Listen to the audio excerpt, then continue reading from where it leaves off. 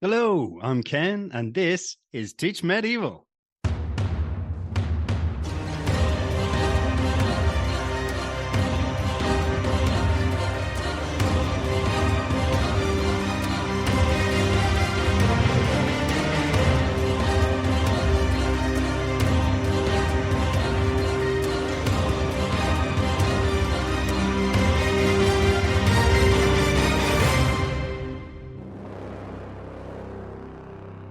And on today's episode, I am very excited indeed to be welcoming back Associate Professor Nicholas Morton. Hello, Nick. Hi, Ken. It's nice to be here. Nicholas is Associate Professor of History at Nottingham Trent University, the co-editor of the Military Religious Orders book series, and the author of several superb texts on the Crusades, including The Crusader States and Their Neighbours, A Military History 1099 to 1187, and Encountering Islam on the First Crusade. Now, before we begin, I do want to take a second to remind you that this episode is actually episode 2 of a larger mini-series of 3 on the topic of Urban II and the First Crusade. So if you haven't listened to episode 1 yet, please go and do so now, and then come back and rejoin us here when you're ready. So, now that we've got that bit out of the way, Nick, let's begin, shall we? Absolutely.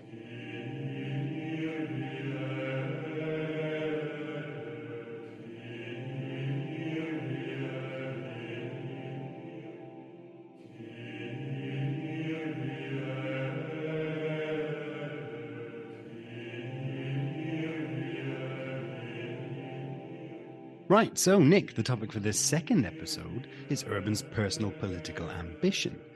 But before we get into why this ambition may have inspired him to call his crusade, why don't we take a second to look at the context from which Urban emerged? Because if I'm not mistaken, Nick, Urban was a passionate advocate of the so-called papal reform movement. What was this movement? From where had it emerged? And why? Okay, so towards the end of the 10th century, early 11th century, there is a growing consensus in the church that in previous centuries, the church has lost too much of its authority. Yes. Various reasons for that: infighting, particularly in the Italian peninsula, but also external invasions into Western Christendom, making it hard for the church to communicate between its various regions. And within that, a growing power of secular rulers, so kings, German emperor, dukes, counts, etc., over the various members of the church. And a particularly sore point was secular rulers who tried to appoint their own clergy. Mm-hmm. So a king might try and appoint an archbishop or a bishop, and the church felt very strongly that only the church should appoint its own officials. And so it was seen to be a serious problem that kings would try to do that too. Yes. But because bishoprics and archbishoprics were important, not just from a spiritual perspective, but also from an economic and even in some cases a military perspective, kings weren't going to yield that right easily. And so you have the beginning of what's called the investiture controversy, Yes, which is a key part of the reform movement. The tussling between secular rulers and the church over who gets to invest or appoint bishops, archbishops, people like that. Mm-hmm. There's also a real desire to try and make sure that what is seen as clerical abuses, so wrongdoings within the clergy, that they are addressed in a very forceful manner. Yes. The particularly sort of the hot issues of the day are things like the selling of church offices. So rather than someone being appointed to a church office because they're suited to that position, they're getting that office because they've bought it. That seemed to be a particular evil. Another one is the idea that churchmen is clerical marriage. So priests who have married, that is also seen as a big problem at this time.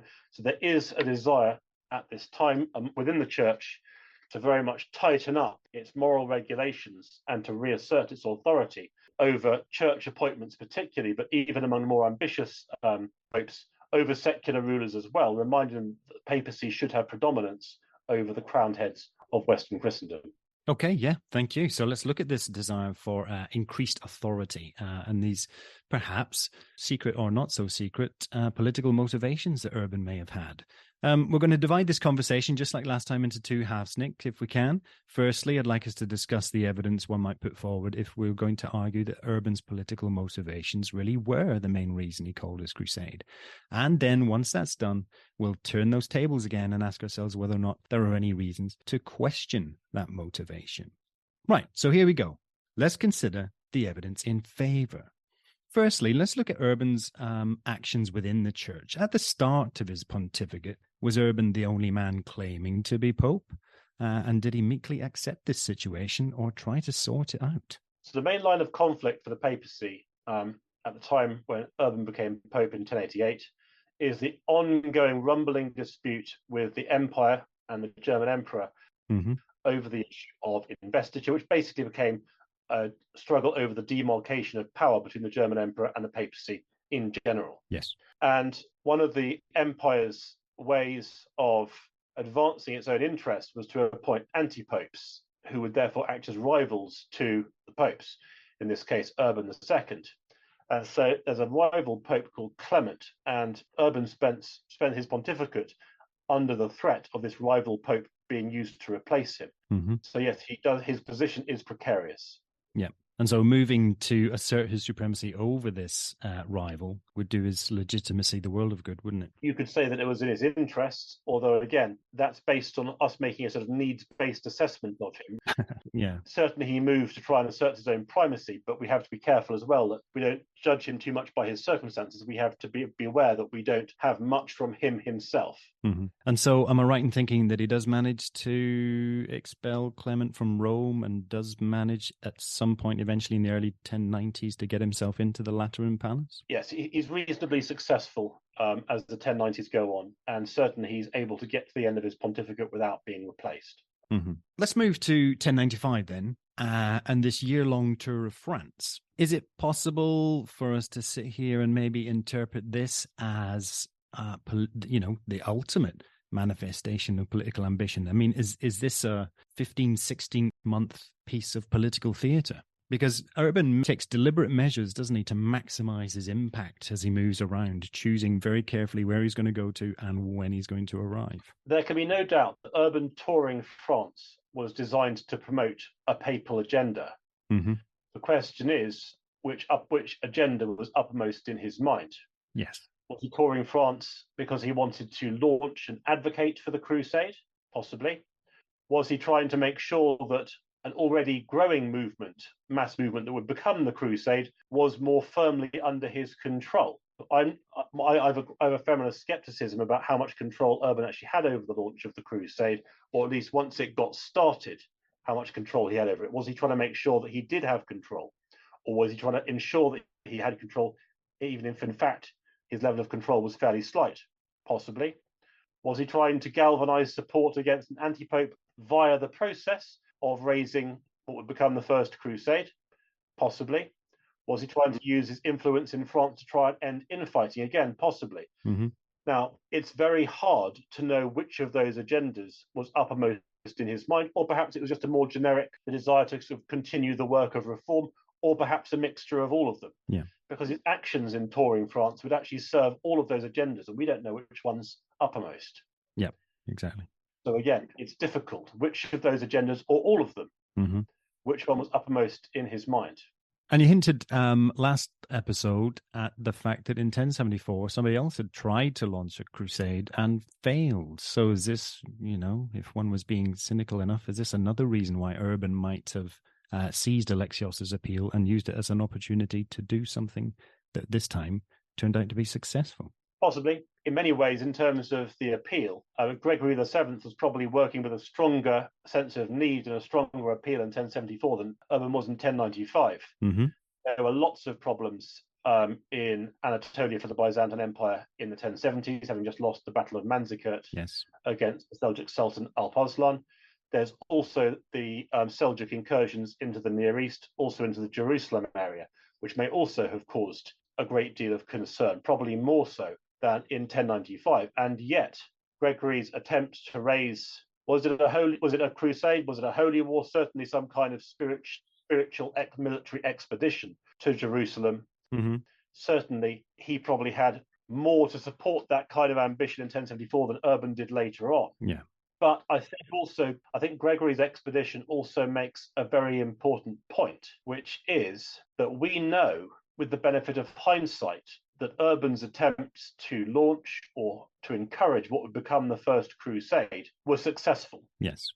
And therefore it is easy to judge the Crusade in light of the fact that And by successful, I mean it achieved Urban's objectives, it achieved its military targets. Mm-hmm.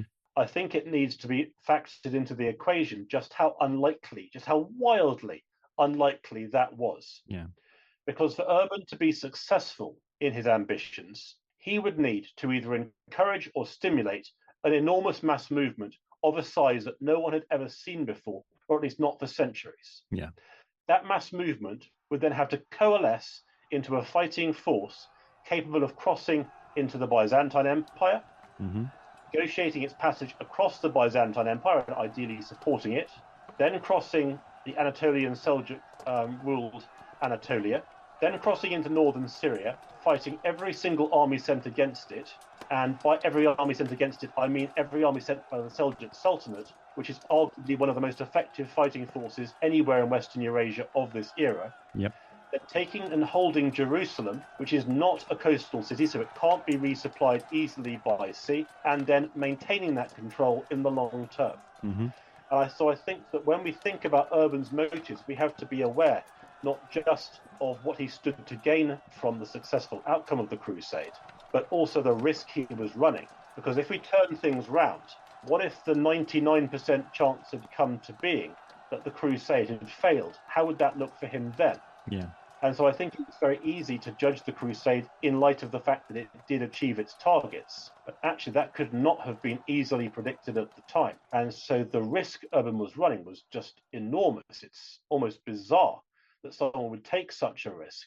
The fact that it paid off for him is a different question. Yeah, absolutely. What a superb point. Calling this crusade, if he was in fact the one to do so, was a huge, huge gamble, wasn't it? He was putting everything on the line. His entire reputation, his status, his authority, his legacy. It could have blown up spectacularly in his face. And yet he still called it. Is that the action of an ambitious man, determined to manifest his secular supremacy over the lords and knights and peoples of Europe? Or is it the action of a devout man, determined to reclaim Christ's patrimony in the East for the benefit of all Christians? We'll leave that one up to you, dear listener. But for now, let's move on to Urban's relationships with the secular leaders of Western Europe, the counts and the dukes and the kings and the emperors. Had Urban sought to direct lay leaders before Clermont? In what sorts of ways can we see him trying to dictate knightly behavior before his call to crusade? It's been a growing trend in the papacy for many decades. By the time of the First Crusade, the papacy's desire not just to control its own institution, but to exert a degree of influence or control over secular rulers. Mm-hmm. When William I of Normandy invaded England, and famously in 1066, he did so with a papal banner.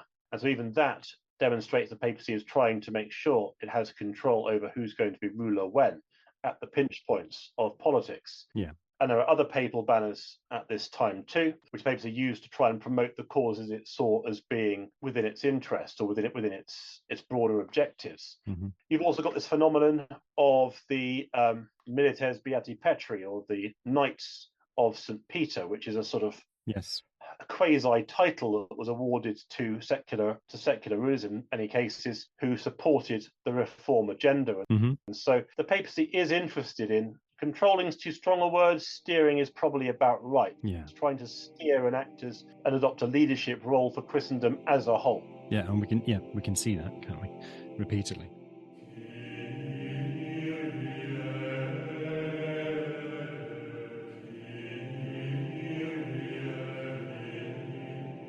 Right, so there we go. That's the case in favour of the argument that personal political ambition really was the main reason that Urban II called the First Crusade in 1095. As Nick has so effectively laid out for us, one, political ambition might be seen in his passionate advocacy of the papal reform movement, an initiative that sought to reaffirm and enhance the Pope's authority both within the Church by asserting control over clerical behaviour, and also extending the Pope's authority beyond it by limiting the rights of kings and counts to appoint their own bishops and archbishops. 2. Urban II did indeed act forcefully and decisively to counteract the claim to authority of Henry IV's anti-pope, Clement III, having him expelled from Rome and moving into the Lateran Palace himself in 1094, thereby consolidating his own singular personal primacy within the Western Church. 3. Urban's year-long tour of France might also be seen as a grand piece of political theatre, as Urban toured from town to town in a carefully stage-managed procession designed to project his status across the West far more broadly than any pope had been able to do in half a century. 4. The huge gamble Urban took in launching his crusade might indicate a dogged determination to demonstrate his capability to summon tens of thousands from across huge swathes of territory, something no secular leader could even hope to emulate. And 5, Urban's political ambition might be said to be present in his repeated attempts to steer, as Nick put it, secular leaders' behaviour, for example, by continuing to support and promote informal movements such as the Fidelis Sancti Petri. But Nick, as an esteemed academic and a renowned expert in your field, you will be more than well aware that every historian's favourite word is... This time I'm going to go for the word perspectives. An excellent choice. Okay. It's now time to consider the evidence against.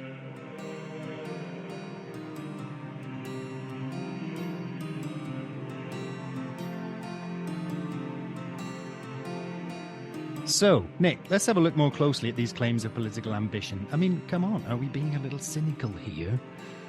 Couldn't there be an altruistic reason for supporting the reform movement, for wanting to purify the clergy and improve their calibre and limit lay investiture? It depends how you define altruism, I suppose. Yes. Because most of the things Urban was trying to achieve were very much in the mainstream of where the church saw its interests at the time. The church wanted to rebuild relations with the Byzantine church. The church wanted to end infighting in France.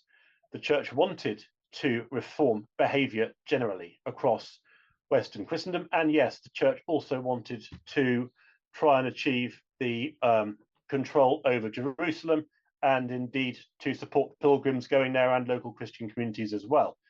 So when it comes to whether we should be cynical or not, in fact, most of Urban's motives actually fit very neatly within what the church was trying to achieve at the time. Yep. So all these accusations of political ambition could just be misinterpretations of the fact that he was genuinely trying to do his best for the papacy, for the church, and for Christendom more broadly. Here, I mean, with this, the crucial thing is to understand the context. I mean, it's not a question of what we consider to be altruistic or what we consider to be selfish. We need to consider it from the perspective of the interests of the time. What were people trying to achieve at the time? Yeah. The closest I can come to a selfish motive for Urban at the time is whether he was trying to see off his challenger for the papal throne. But even here, he was the representative of the reform agenda, just as the anti-pope was the representative of the imperial agenda. Yep. And so even seeing off his rival was still very much in the slipstream of the reform agenda of Urban and his predecessors.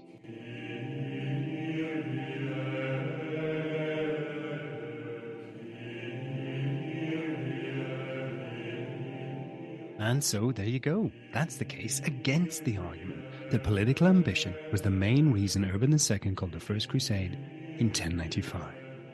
As Nick has highlighted beautifully for us, 1. Most of the things Urban was trying to achieve, which might be accused of being political in their motivation, increased control of the clergy, increased influence over the secular lords of Europe, the reclamation of Jerusalem, were actually perfectly in line with the Reformed papacy's spiritual agenda at the time. They can just as easily be labelled as religiously motivated. And 2, even asserting his primacy over Clement III, which might seem to be the actions of a man determined to acquire and to hold as much sway as possible, can actually be seen as yet another means of advancing the Reformed papacy's spiritual mission to reform and revivify the religiosity of the West. Right, that's it, dear listener. Nick, thank you once again for that excellent discussion of the role played this time by political ambition in Urban's decision to call his First Crusade. We'll see you again in the next episode, which will explore the part played by Urban's own religious conviction. But that's it for now. I've been Ken, and this is Teach Medieval.